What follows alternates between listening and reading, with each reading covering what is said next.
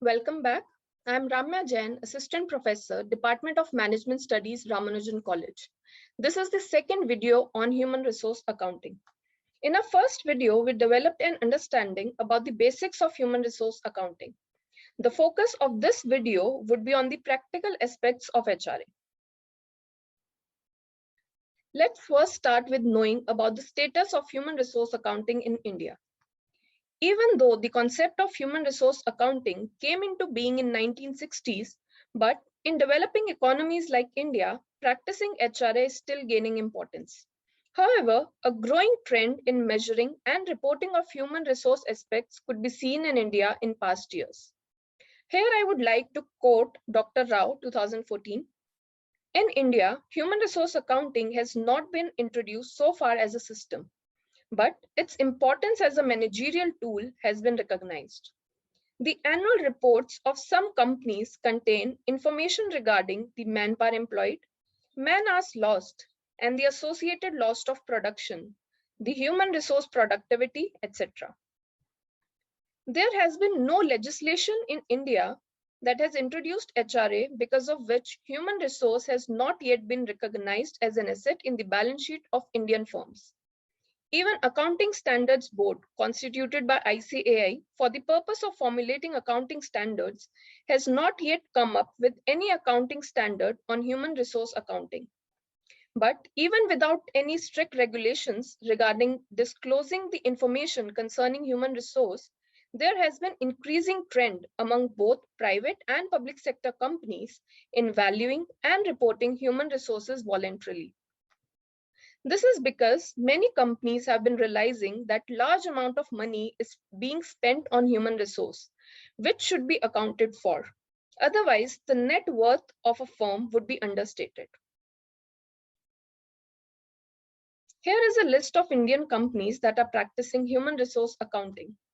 Bharat Heavy Electricals Limited first valued its human resource in 1974-75 by adopting present value of future earnings model developed by Levin Schatz. Others being Steel Authority of India Limited, Oil and Natural Gas Commissioning, Oil India Limited, Project and Equipment Corporation of India, Engineers India Limited, Mineral and Metal Trading Corporation of India, Electrical India Limited, Hindustan Shipyard Limited, Cement Corporation of India, and so on and so forth. We can see from the table that most of the said firms have adopted the model developed by Levin Schatz for valuing their human resource.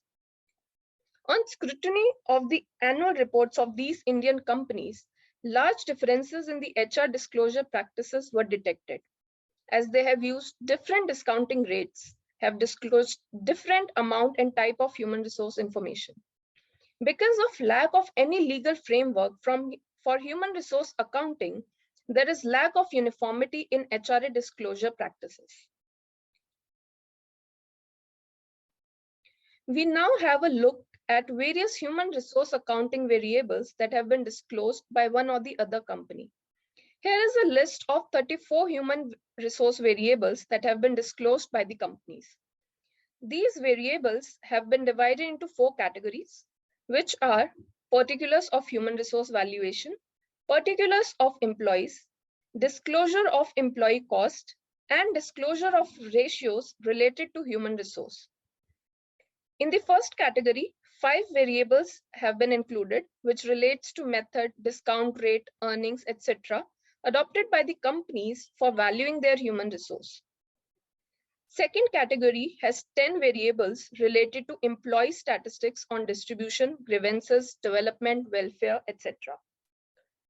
Third category comprises of 4 variables totaling the expenditure on human resource. Finally, the fourth category has 15 ratios associated with human resource.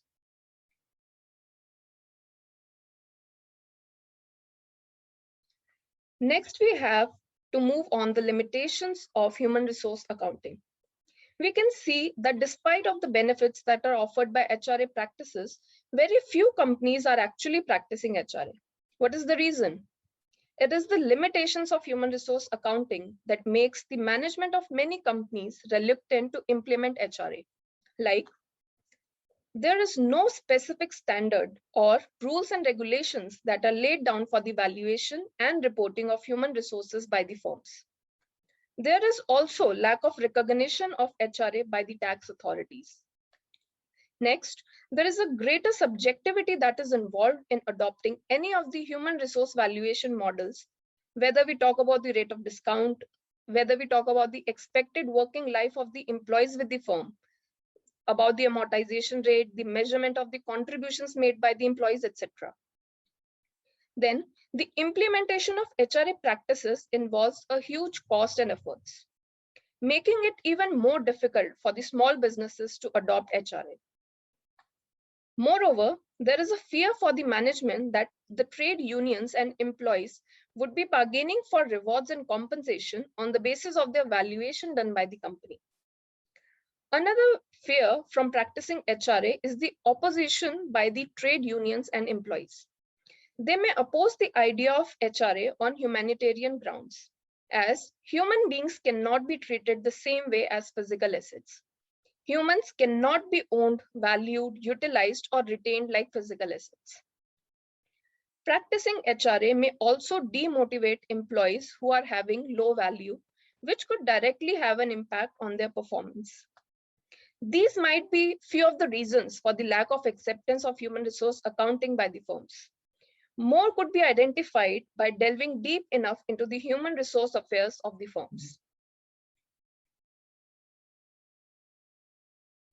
Now we'll have a look into the literature on human resource accounting that could help to emphasize on the need of HRA.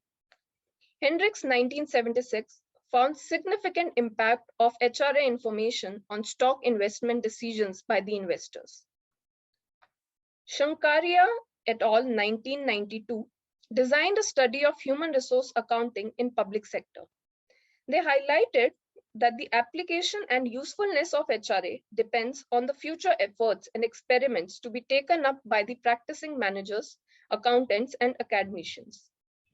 They emphasized on the fact that there is no motivating force behind the adoption of HRA except for image building and fascination towards the latest accounting systems.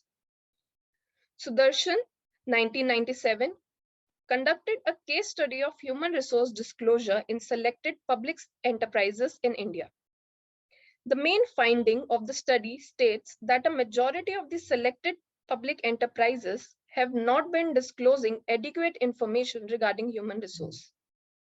Spaceland 1997 examined about the usefulness of human resource accounting in personnel selection. They concluded that there is a relationship between the use of HRA information and decision making. Human resource accounting information was used when traditional information was confusing. Gurusamy in 1998 highlighted that a proper reporting of human resource in the financial statements of a company will go a long way in giving a fair and complete view of the accounting information, in infusing confidence in the people working in the organization, boost their morale, and help the management in fulfilling their social responsibility towards their own employees.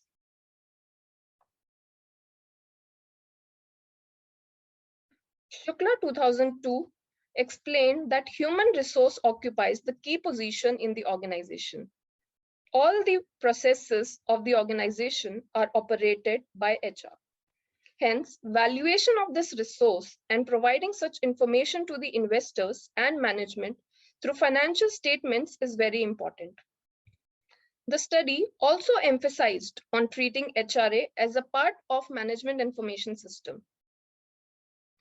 Sriman Narayan 2009 found great extent of variability in the measurement and disclosure of HR activities across organizations in India. The companies focused on measurement of traditional HR measures and not on business-driven measures like impact of training on employees' productivity and performance. Additionally, the information about many measures of human resource were confined to HR professionals and were not reported to the top management. Kashyap 2012 developed a case study on selected PSUs in India, which practice HRA. The study identified a total of 12 disclosure variables for human resource, and on an average, selected PSUs in study disclosed 8 HR variables. Joshi 2012 carried out a comparative study of HRA practices of some companies. The study found large variations in the model adopted for the evaluation of human resource, in the discount rates used, their disclosure, etc. This highlighted the requirement of standard rules and regulations in order to ensure uniformity in practicing HRA. Pereira 2012 investigated and found significant impact of human capital investment in the form of investment in training and development on the firm's financial performance, for which return on asset, return on equity, and market capitalization were used as a proxy.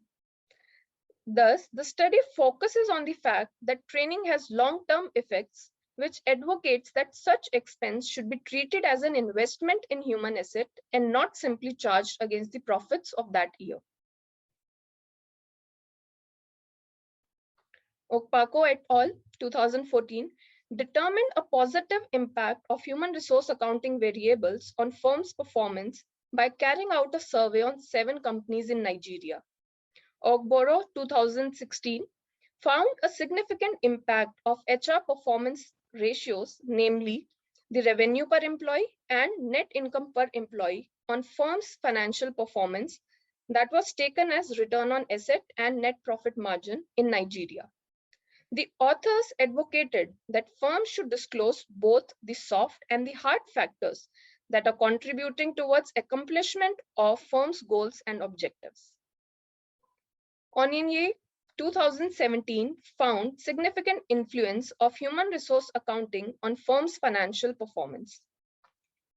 The main purpose behind focusing on the existing literature is to emphasize on the fact that human resource accounting is not a new concept. It just requires more attention by the accountants, managers, and academicians so that the benefits of HRA can be reaped. Coming to the end of this session on human resource accounting, I would like to make a few concluding remarks. The idea of human resource accounting has attracted the minds of many scholars like Hermansen, Hickman, Jones, Likert, Flamholz, Brummett, and others. These scholars are of the view that all the assets of the company, including the human asset, must be properly treated, analyzed, and reported by an accounting system in view of the long-term interest of the organization. Hence, the need for human resource accounting cannot be ignored. Secondly, greater awareness should be developed in reporting of human resource information, which needs to cater to the needs of various sections of the society in times of fast-changing socio-economic and legal environment, growing complexities of business activities, increasing governmental monitoring on business affairs, trade unions' demand for greater disclosure on employees, and more information requirements by investors. This would help the firm becoming socially responsible and accountable. Next, it is beyond all disputes that human resource information has vast potential in the modern era. HR information is useful for the management, employees, and investors. So there is a need for a suitable list of human resource variables which can cater to the needs of the variety of the users. It is the duty of the firm to disclose human resource information in proper perspective. Another, there is no denying fact that human resource value could be one of the reasons for differences in book value and market value of an organization. So, an in-depth research regarding people's perception about acquiring the firms at a price much higher than the book value can bring into light the missing human resource asset figure in the balance sheet. Then, appropriate methods must be evolved for valuing and reporting human resource.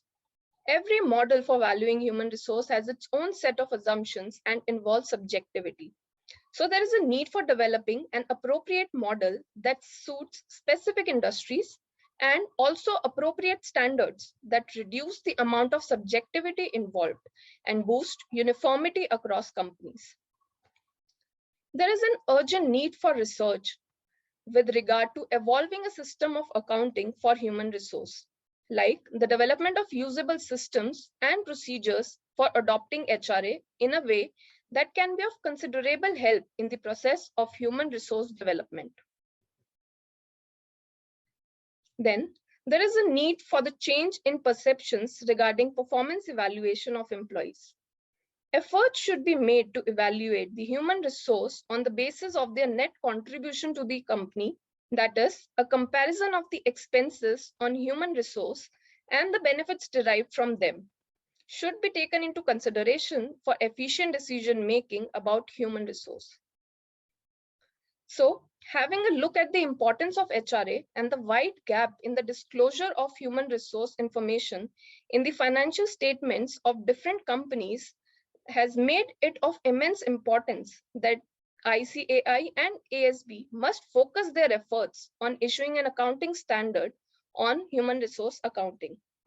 The application of human resource accounting to be effective will need support from the professional bodies and government.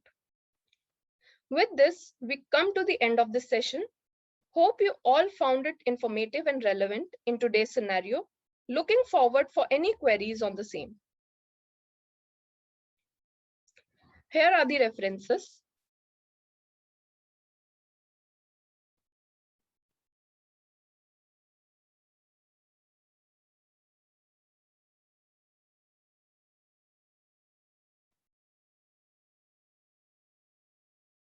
Thank you.